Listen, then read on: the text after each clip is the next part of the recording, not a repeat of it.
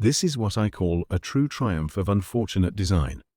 Frankly, it's a minor miracle my sad excuse for a hammer hasn't been confiscated by the authorities. One end boasts a proud palm head, while the other features a blob of lead, heroically recast and glued back into place, more times than I care to admit.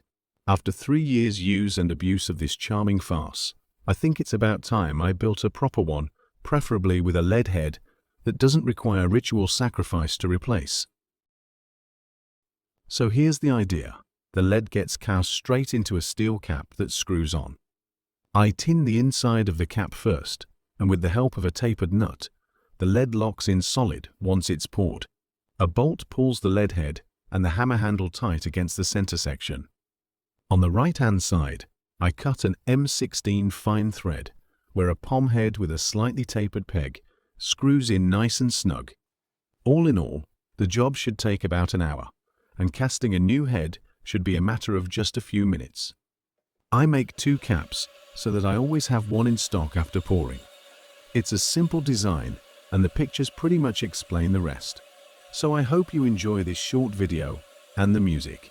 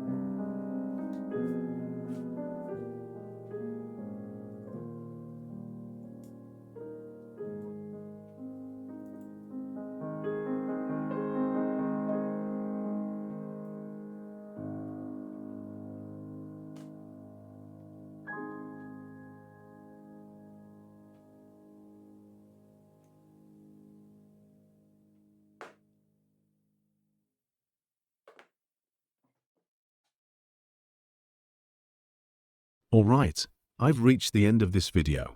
Now all that's left is to come up with a fitting farewell for that poor wretch that served as my only workshop hammer for 3 long years.